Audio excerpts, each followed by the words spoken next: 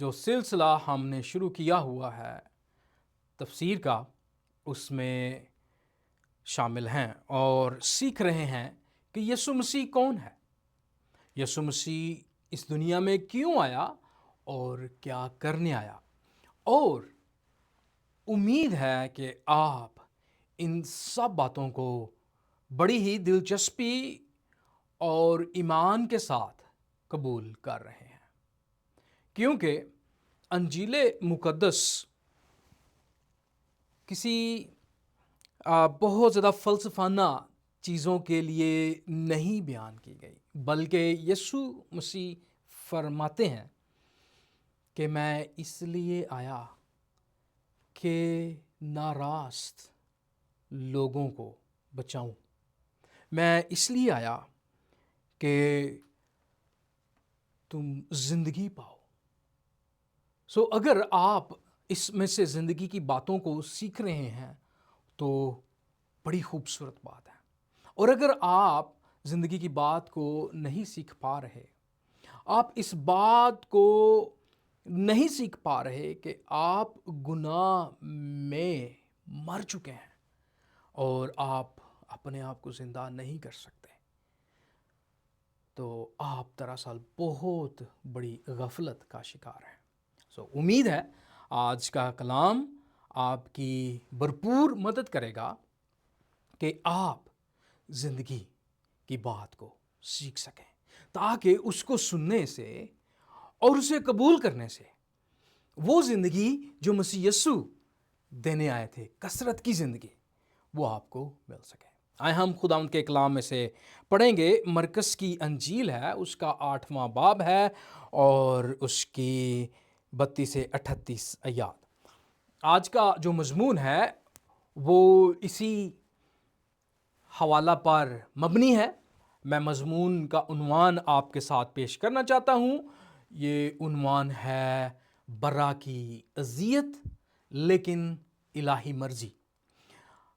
اگر آپ سمجھنا چاہتے ہیں اس متن میں کیا ہے تو آپ اس عنوان کو غور سے دیکھ لیں تاکہ آپ سمجھ سکیں کہ وہاں پر کیا بات ہو رہی ہے۔ آئیں ہم کلام مقدس میں سے تلاوت کو سنیں گے۔ لکھا ہے، پھر وہ ایک جگہ آئے جس کا نام گتسمنی تھا، اور اس نے اپنے شاگردوں سے کہا، یہاں بیٹھے رہو جب تک میں دعا کروں۔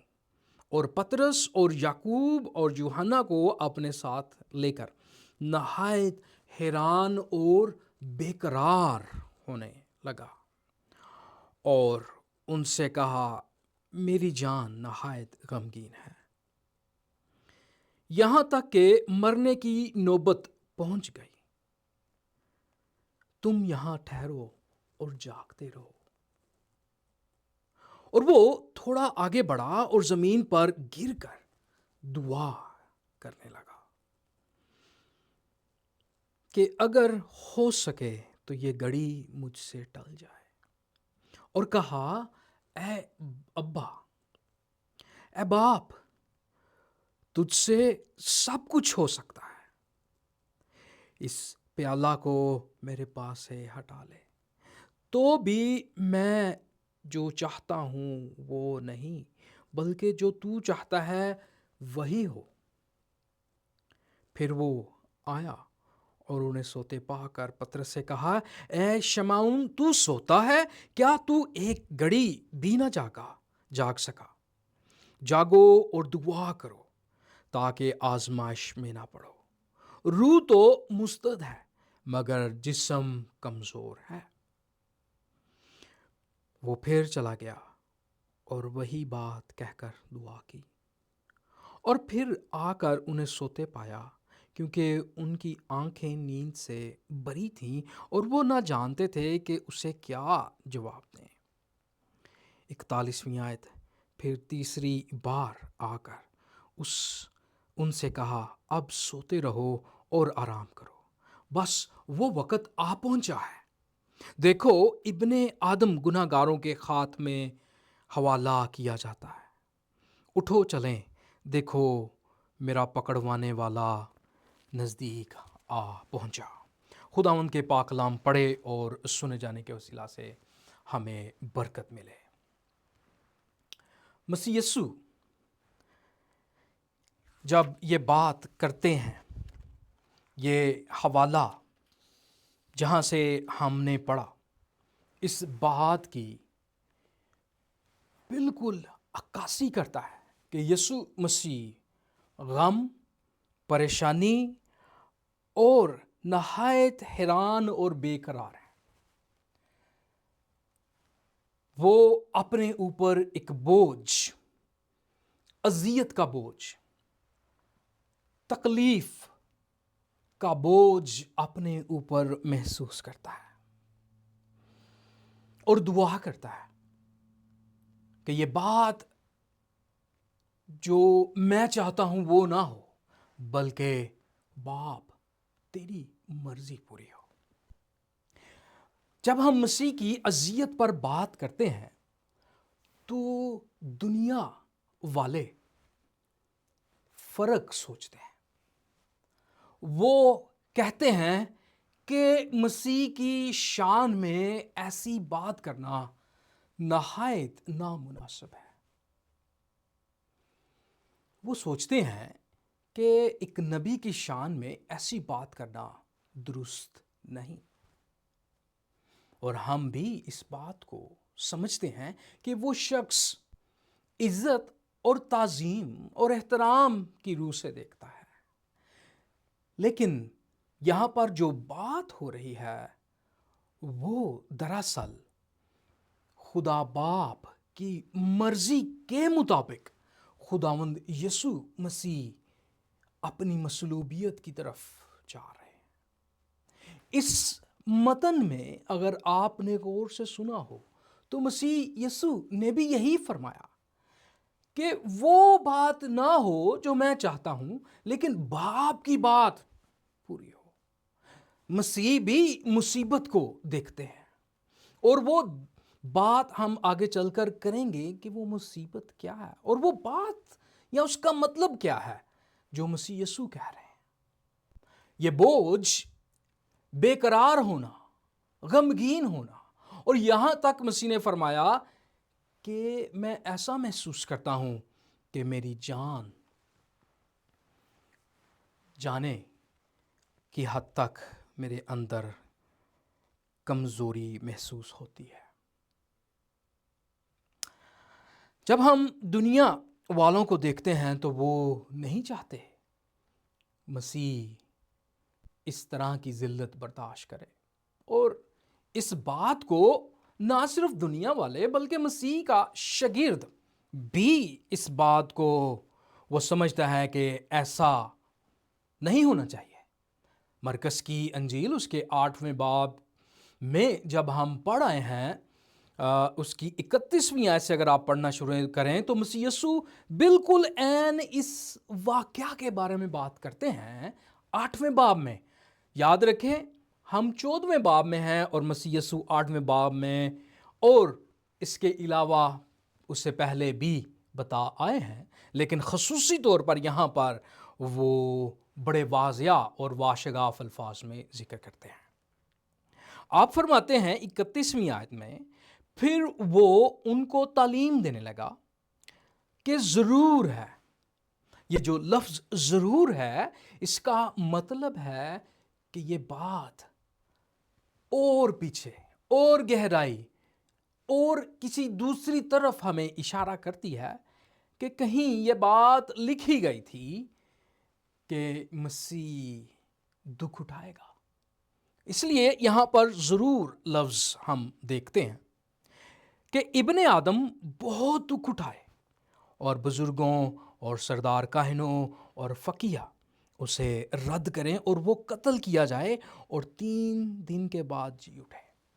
میں نے بات کی، دنیا پسند نہیں کرتی کہ مسیح یسوع دکھ اٹھائے، اس کے شاگرد بھی پسند نہیں کرتے۔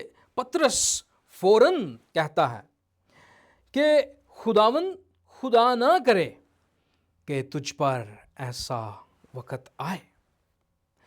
جب وہ مسیح کو ملامت کرتا ہے تو 33ویں آیت ہمیں بتاتی ہے مرکز 8 باب کی، مگر اس نے مڑ کر اپنے شاگردوں پر نگاہ کر کے پطرس کو ملامت کی اور کہا، اے شیطان، میرے سامنے سے دور ہو، کیونکہ تو خدا کی باتوں کا نہیں بلکہ آدمیوں کی باتوں کا لحاظ رکھتا ہے۔ جناب من، میرا بتانے کا مقصد یہ ہے کہ ہم انسان چاہتے ہیں کہ یسوع مسیح صلیب پر نہ جائے، لیکن یہ باپ کی مرضی ہے کہ اس کو کچلے۔ یہ کون ہمیں بتاتا ہے؟ یسایہ نبی مسیح سے 700 سال پہلے ہمیں وہ بتا دیتا ہے کہ مسیح کے بارے میں بتایا جا چکا ہے کہ وہ مرد غمناک ہے۔ جہاں پر ہم نے یہ پڑھا کہ مسیح فرماتے ہیں کہ میری جان نہایت غمگین ہے، یسایہ نبی ہمیں بتاتا ہے کہ وہ مرد غمناک ہے۔ اگر آپ پڑھنا چاہیں تو میرے ساتھ اسکرین پر پڑھ سکتے ہیں۔ لکھا ہے، وہ آدمیوں میں حقیر و مردود، مرد غمناک اور رنج کا آشنا تھا۔ لوگ اس سے گویا رو پوش تھے، اس کی تحقیر کی گئی اور ہم نے اس کی کچھ قدر نہ جانی۔ تو بھی اس نے ہماری مشقتیں اٹھا لیں اور ہمارے غموں کو برداشت کیا، پر ہم نے اسے خدا کا مارا کوٹا اور ستایا ہوا سمجھا، حالانکہ وہ ہماری خطاؤں کے سبب سے گائل کیا گیا، ہماری بدکرداری کے باعث کچلا گیا۔ ہماری ہی سلامتی کے لیے اس پر سیاست ہوئی، تاکہ اس کے مار کھانے سے ہم شفا پائیں۔ شاید اب آپ اس بات کو جان گے کہ مسیح کی مشقت، مسیح کا غم دراصل باپ کی طرف سے اس لیے تھا کہ آپ اور میں شفا پائیں، آپ اور میں گناہ کی موت سے چھوٹ کر زندگی کی نعمت کو، جسے مسیح یسوع کہتے ہیں کثرت کی زندگی کو پائیں۔ اگر ابھی تک آپ ان باتوں کو نہیں سمجھے تو میں امید کرتا ہوں اگلی باتوں میں آپ کو مزید سمجھ لگے گی کہ مسیح یسوع کیوں ہماری خاطر اذیت، پریشانی اور مرد غمناک ہیں۔ جب ہم یہاں پر لفظ دیکھتے ہیں ہماری مشقتیں اٹھا لیں، تو مسیح ان مشقتوں کو جب اٹھاتا ہے تو دراصل یہ وہی مرکز کے 8ویں باب اس کی 38ویں آیت کو پیش کرتا ہے۔ مسیح جب مشقت اٹھا لیں گے، ہمارے لیے گناہوں کا کفارہ دے دیں گے، جو اس پر ایمان لائے گا وہ نجات پائے گا۔ جو مسیح کے غم اور اذیت کے سبب سے جو کفارہ مسیح دے گا، اس پر جو بھی ایمان لائے گا وہ یہ کہے گا کہ مسیح میری خاطر غمگین ہوا، میری خاطر اس نے جان دی۔ اور جب وہ مسیح کو اپنی کفارہ کے طور پر قبول کرے گا، نجات دہندہ قبول کرے گا، وہ نجات پائے گا۔ لیکن وہ شخص جو مسیح کے غم کو، اذیت کو، ان باتوں کو جو باپ کی مرضی ہے، کیونکہ ہم یسایہ کی ہی 53ویں باب میں دیکھیں گے کہ مسیح یسوع یہ سب کچھ اس لیے کرتا ہے کیونکہ یہ باپ کو پسند آیا، یہ باپ کی مرضی ہے، یہ الہی مرضی ہے کہ اسے کچلے۔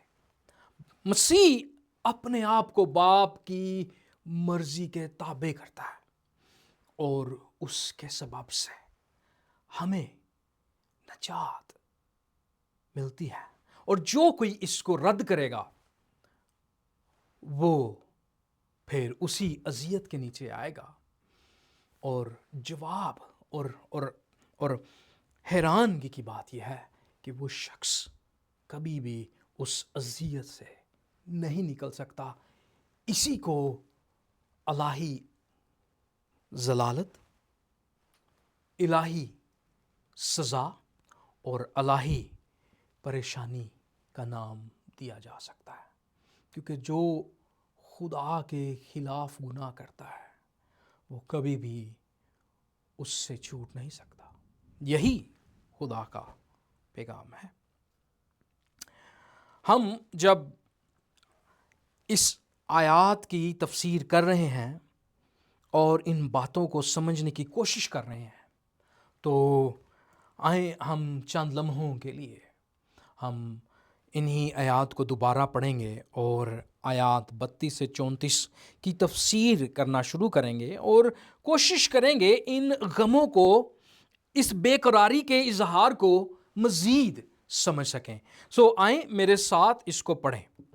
خدا ان کے کلام میں لکھا ہے خداوند کے کلام میں لکھا ہے 32 تو 34. پھر وہ ایک جگہ آئے جس کا نام گتسمنی ہے تھا اور اس نے اپنے شاگردوں سے کہا یہاں بیٹھے رہو جب تک میں دعا کروں.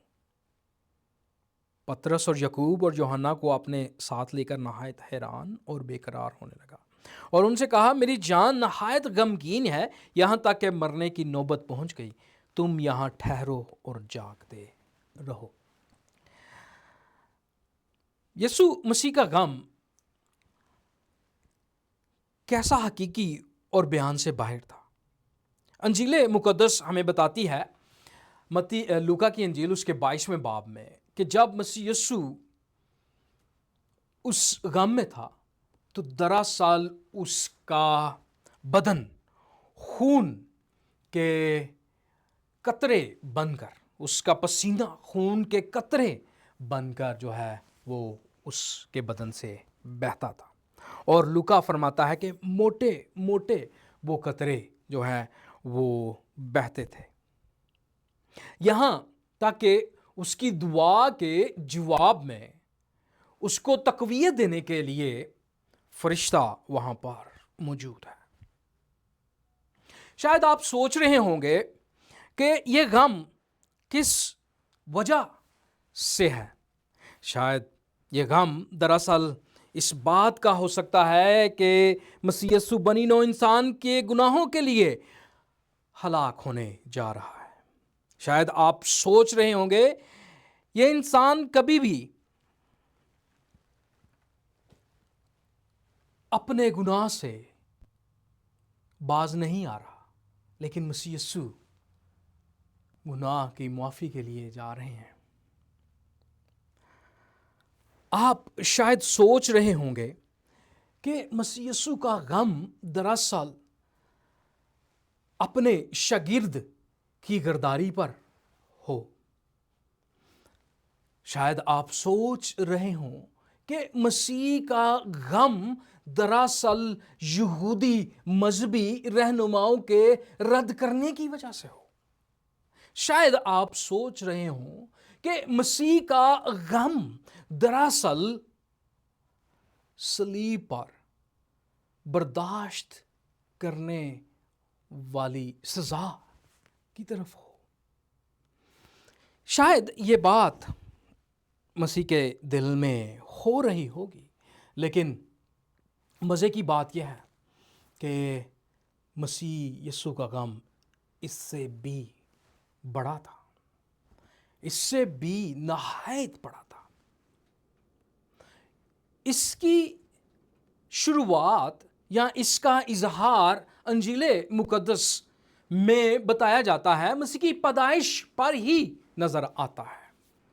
مسیح یسوع جب پیدا ہوتے ہیں تو بادشاہ تحفے تحائف لے کے آتے ہیں، اور ان تحفوں میں جو ایک تحفہ تھا مر، جو اس لیے دیا گیا کہ آپ اپنی جان دیں گے، وہ ان کے دفن کرنے کے لیے ان کے بدن پر خوشبو کے طور پر کام آئے گا.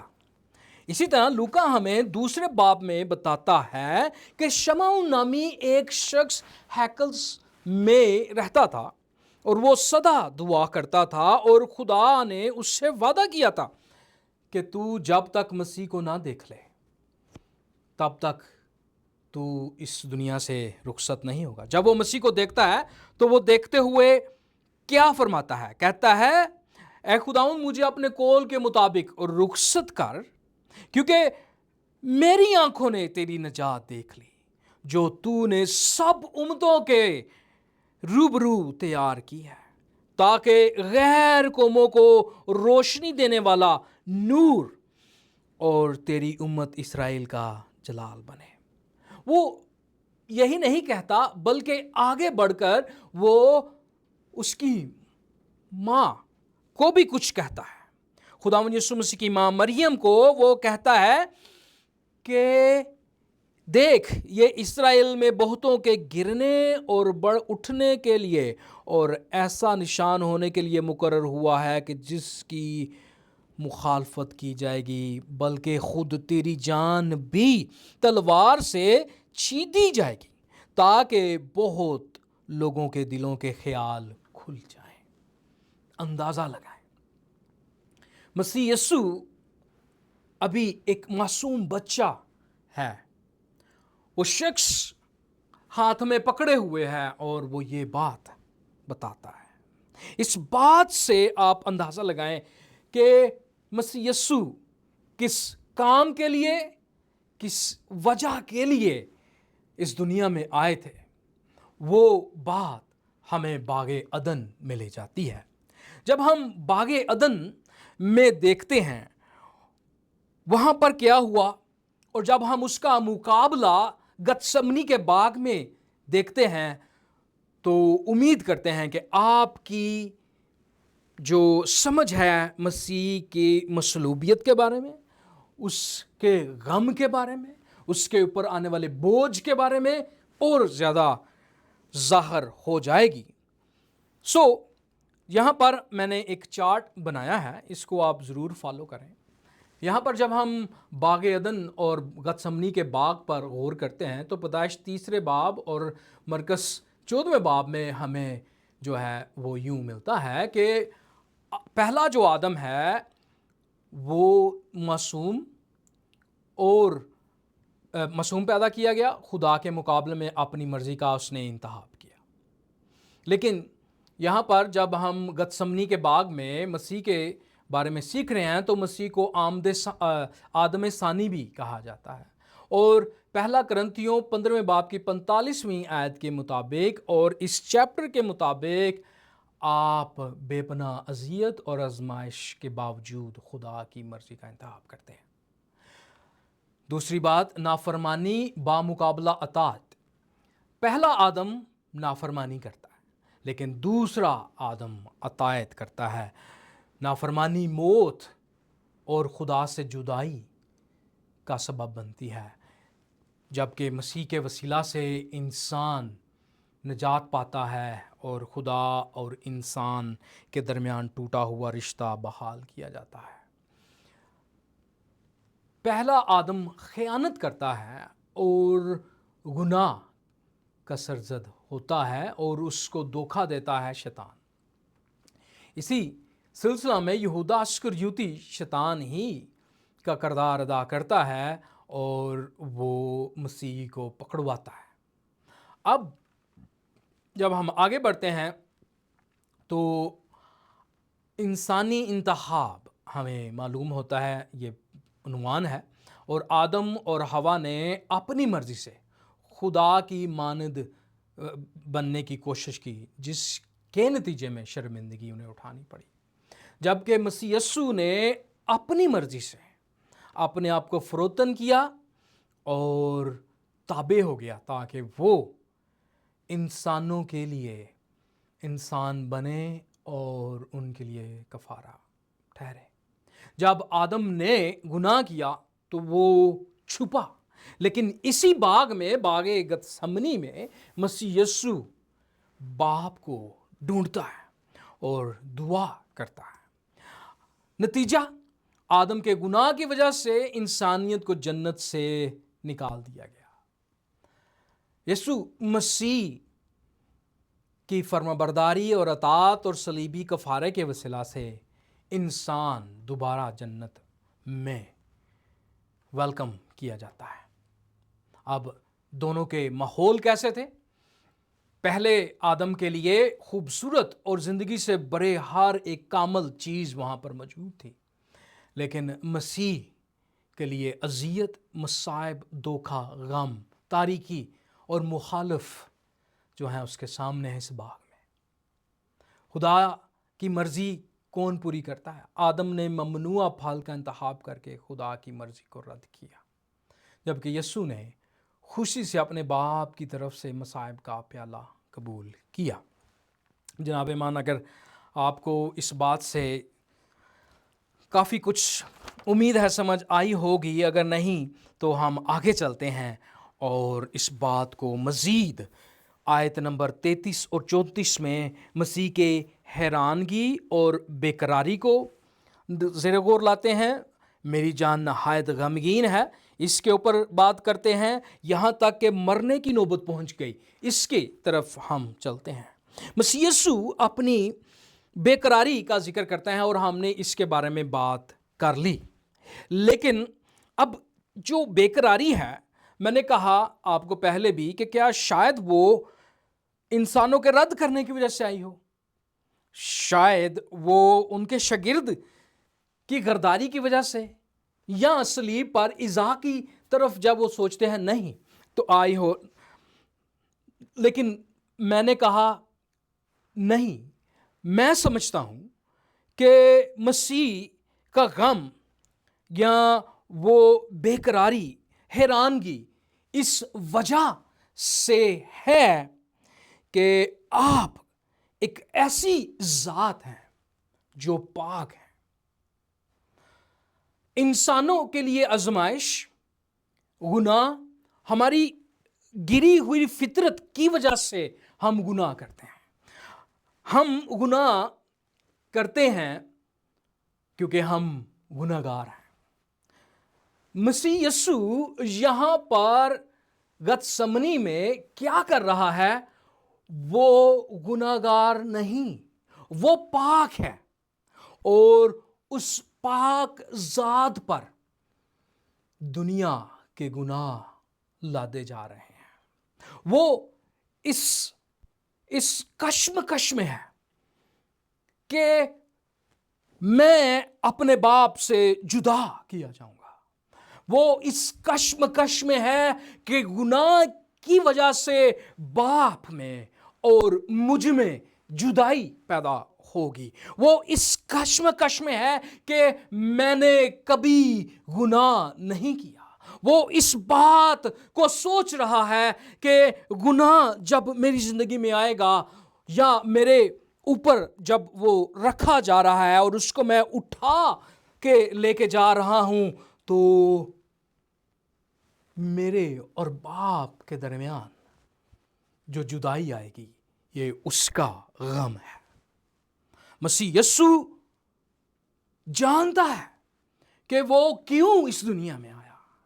مرکز 10 باب اور اس کی 45ویں آیت میں مسیح یسوع نے واضح طور پر بتایا، کیونکہ ابن آدم بھی اسی لیے نہیں آیا کہ خدمت لے، بلکہ اس لیے کہ خدمت کرے اور اپنی جان بتھیروں کے لیے فدیہ میں دے۔ مسیح یسوع کے آنے کا مقصد باپ کی مرضی کو پورا کرنا ہے۔ مسیح یسوع اس لیے نہیں آیا کہ وہ ڈرے کہ لوگوں نے اسے رد کیا ہے، وہ ڈرے یا غمگین ہو کہ میرے شاگرد نے مجھے چھوڑ دیا، وہ یہودی مذہبی رہنماؤں سے پریشان ہو، نہیں۔ مسیح یسوع کو یہ پہلے معلوم تھا۔ مسیح یسوع نے مرکز 8ویں باب میں یہ بات کر دی تھی۔ یہاں پر بات یہ ہے، 35 اور 36 آیت میں مسیح یسوع بتاتے ہیں، اور وہ تھوڑا آگے بڑھا اور زمین پر گر کر دعا کرنے لگا کہ اگر ہو سکے تو یہ گھڑی مجھ سے ٹل جائے۔ اے باپ، اے अब्बा, तुझ से सब कुछ हो सकता है, इस प्याले को मेरे पास से हटा ले, तो भी जो मैं चाहता हूं वो नहीं बल्कि जो तू चाहता है वही हो। मसीह यीशु की मर्जी क्या थी? यशायाह नबी हमें बताता है कि मसीह यीशु खुदा बाप को इसलिए पसंद है कि वो उसकी मर्जी को पूरा करता है। मेरे पास अल्फाज नहीं, मैं अपने आप को कोशिश में ला रहा हूं कि किस तरह इस चीज़ को, इस खूबसूरती को जो इस गम में है आप तक पहुंचा सकूं। मसीह यीशु गमगीन है, इस वजह से नहीं कि वो डरता है सलीब से, इस वजह से नहीं कि लोग उसे छोड़ जाएंगे, इस वजह से नहीं कि उसके साथ गद्दारी की गई, इस वजह से कि बाप के दरमियान उसका जो ताल्लुक है गुनाह उठाने की वजह से, उसका जो असर होगा वो मसीह को गमगीन करता है, वो मसीह को मर्दे गमनाक करता है। और यशायाह 53 बाब और उसकी 10वीं आयत में लिखा है, लेकिन खुदावंद को पसंद आया कि उसे कुचले। मसीह बाप की मर्जी इसलिए पूरी करता है कि बाप को यह पसंद है। शायद आप मसीह की मोहब्बत से वाकफियत रखते हो, बात समझते हो, लेकिन जो मोहब्बत यहाँ पर बाप और बेटे के दरमियान हम देखते हैं, बाप पूरी दुनिया का गुनाह उस पर लाता है और यह उसे पसंद है कि वो अपने बेटे पर ला दे। उसने उसे गमगीन किया है। जब उसकी जान गुनाह की कुर्बानी के लिए गुजरानी जाएगी तो वो अपनी नस्ल को देखेगा, उसकी उम्र दराज होगी, यानी क़यामतुल मसीह, और खुदावंद की मर्जी उसके हाथ के वसीला से पूरी होगी। मकसद ये है कि खुदा की मर्जी उसके वसीला से पूरी होगी। शायद आपने हज़रत इब्राहीम का हवाला तो सुना होगा, वाकया तो बड़े गौर से, बड़े शौक से आपने खुद भी दोहराया होगा किसी दोस्त के साथ। उस वाकया में हम बहस करते हैं कि इसहाक कुर्बान हुआ या इस्माइल कुर्बान हुआ, लेकिन हकीकत यह है कि उन दोनों में से एक भी कुर्बान ना हुआ। शायद आप तनकीद करते हो मसीह की मसलूबियत और उसकी इज़ा के बारे में, उसके गम के बारे में, और ये कहते हो कि हमें मसीह की कुर्बानी की ज़रूरत नहीं। लेकिन हम जब खुदा की खुदाई और उसकी पाकीज़गी को जानते हैं और जब हम गुनाह को देखते हैं तो तब आप शायद समझ जाएं कि हमें कफ़ारा की ज़रूरत है। और यहाँ पर जब हम हज़रत इब्राहीम की बात कर रहे हैं तो आप बड़े होश और बड़े जोश और बड़ी खूबसूरती से शायद बयान करते हो कि खुदा ने बर्रा फराहम कर दिया, खुदा ने मेंढा फराहम कर दिया, हम इसीलिए कुर्बानी करते हैं। दरअसल वो मेंढा, कभी आपने सोचा, किसी वो गल्ला या रेवड़ से नहीं आया था, वो फराहम किया गया था, मुहैया किया गया था। और जब वो बर्रा कुर्बान किया गया तो वो हमें क्या बताता है? हज़रत इब्राहीम ने इब्रानी में उस पहाड़ का, उस जगह का नाम रखा यहोवा यरी, यानी खुदावंद मुहैया करेगा। और हज़रत इब्राहीम से लेकर मसीह तक तकरीबन 1000 साल बाद खुदा उसी पहाड़ पर हमारे लिए बर्रा को मुहैया करता है। और जब हज़रत याह्या उसे देखता है तो क्या दूर से देखकर उसे कहता है कि देखो ये खुदा का बर्रा जो दुनिया का गुनाह उठा लिए जाता है। ये कोई मखलूक नहीं, جو پیدا ہوئی یہ مولود ہوا ہے، یہ تجسم ہوا ہے، کیونکہ وجہ کیا ہے؟ حضرت یحییٰ ہمیں بتاتے ہیں یہ وہی ہے جس کی بابت میں نے کہا تھا کہ ایک شخص میرے بعد آتا ہے جو مجھ سے مقدم ٹھہرا کیونکہ وہ مجھ سے پہلے تھا۔ جناب مسیح یسوع بے شک انسان بن کے آیا، لیکن وہ مجسم ہوا ہے، وہ دنیا کا گناہ اٹھانے آیا ہے، وہ دنیا کے لیے مرنے آیا ہے، وہ دنیا کے لیے باپ کے درمیان اور اپنے درمیان جدائی کے لیے غمگین ہوا ہے۔ کرنتھیوں کے خط میں لکھا ہے کہ پس ہم مسیح کے ایلچی ہیں۔ آج جب میں آپ کو یہ کلام سنا رہا ہوں تو مسیح کا ایلچی ہوتے ہوئے آپ کے سامنے التماس کرتا ہوں کہ ہم مسیح کی طرف سے منت کرتے ہیں کہ خدا سے میل ملاپ کر لو۔ مسیح کے غم کی آج جب ہم بات کر رہے ہیں تو اس غم کے وزن کو برداشت سوچیں اس کے بارے میں کہ کیسے مسیح نے برداشت کیا۔ جو گناہ سے واقف نہ تھا اس کو اس نے ہمارے واسطے گناہ ٹھہرایا تاکہ ہم اس میں ہو کر خدا کی راست بازی ہو جائیں۔ میں آپ کے سامنے یہ التماس کرتا ہوں، سوچیں یہ گناہ جو خدا کے خلاف ہوا کتنا بڑا تھا کہ مسیح کو، جو یوحنا فرماتا ہے مجھ سے مقدم ہے کیونکہ وہ مجھ سے پہلے ہے، اس بات کو ثابت کرتا ہے کہ کوئی انسان اس قابل نہیں کہ یہ کہہ سکے کہ میرے نیک اعمال کی وجہ سے میں جنت میں جا سکتا ہوں۔ کوئی نبی، کوئی رسول، کوئی پیغمبر یہ نہیں کہہ سکتا کہ میں دنیا کا گناہ اٹھانے کے لیے آیا ہوں۔ دنیا میں حضرت ابراہیم کو برہ کا نشان دیا گیا اور وہ برہ حضرت یحییٰ نے بتا دیا کہ دیکھو خدا کا برہ جو دنیا کا گناہ اٹھا لی جاتا ہے۔ اگر آج بھی آپ اس برے کی قربانی کو رد کرتے ہیں تو آپ خدا کے سامنے اس کے جواب دیں۔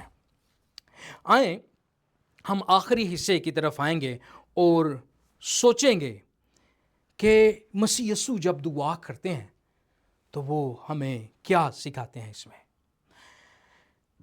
یہاں پر ہے کہ ایماندار کی زندگی میں دعا کی اہمیت مسیح یسوع کیا سکھاتے ہیں۔ اس حوالہ میں 37 سے 42 میں لکھا ہے، پھر وہ آیا اور انہیں سوتے پا کر پترس سے کہا، اے شمعون تو سوتا ہے، کیا تو ایک گھڑی بھی نہ جاگا؟ جاگو اور دعا کرو تاکہ آزمائش میں نہ پڑو۔ روح تو مستعد ہے مگر جسم کمزور ہے۔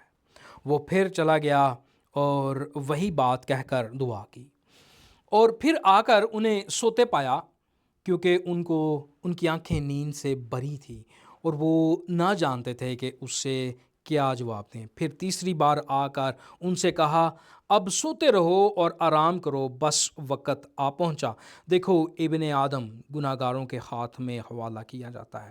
اٹھو چلیں، دیکھو میرا پکڑوانے والا نزدیک آ پہنچا۔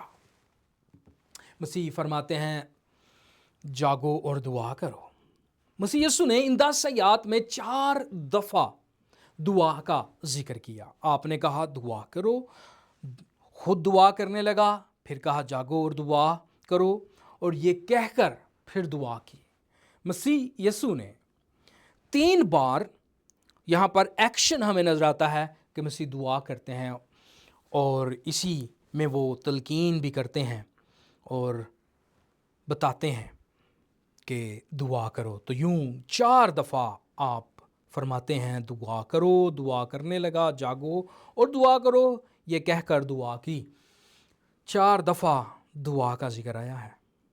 دعا یہاں سے ہم سمجھتے ہیں کہ کوئی رسمی عبادت نہیں، بلکہ مسیحی علم الہیات میں یہ ایک رشتے کو ظاہر کرتی ہے۔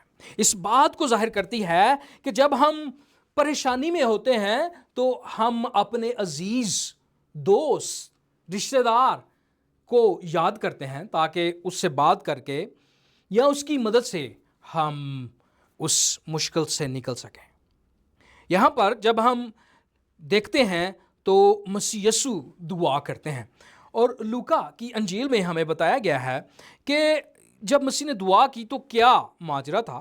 یوں دعا کرنے لگا کہ اے باپ، اگر تو چاہے تو یہ پیالہ مجھ سے ہٹا لے، تو بھی میری مرضی نہیں بلکہ تیری ہی مرضی پوری ہو۔ اور آسمان سے ایک فرشتہ اس کو دکھائی دیا اور وہ اسے تقویت دیتا تھا۔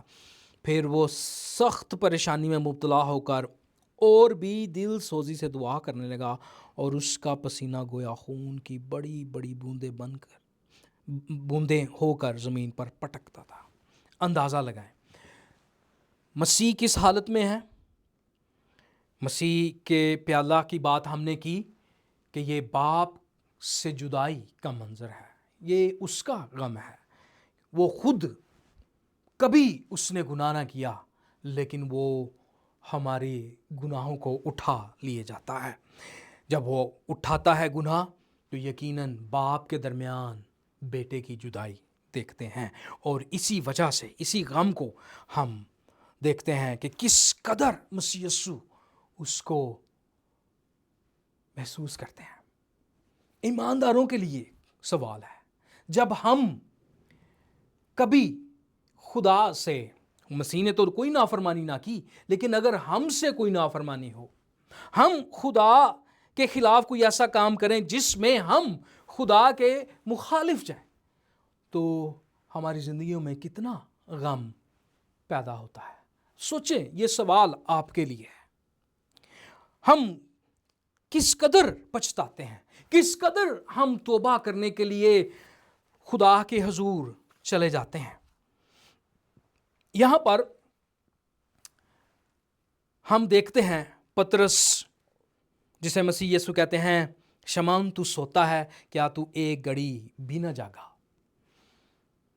اگر آپ نے پچھلے خطبے میں سنا یا اس کو پڑھا یا اس حوالے کو یاد رکھتے ہیں جس کی ہم نے تفسیر کی، تو پطرس ہی کہتا ہے کہ خداوند اگر مجھے تیرے ساتھ مرنا پڑے تو میں مروں گا۔ اور یہاں وہ اپنی نیند کو برداشت نہیں کر پا رہا، وہ اپنی نیند کو کنٹرول میں نہیں کر پا رہا، بلکہ سوتا ہے، اور مسیح اس سے جان کے لیے نہیں، دعا کے لیے کہہ رہے ہیں۔ آپ اور میں جب ہم خداوند کے لیے بڑے بڑے الفاظ، بڑے بڑے قول کہہ سکتے ہیں، لیکن جب دعا کا ٹائم آئے، جب کلام کو پڑھنے کا وقت آئے، جب اس کے بارے میں کوئی بات کرنے کا وقت آئے، تو کتنا وقت اس کے ساتھ گزارتے ہیں۔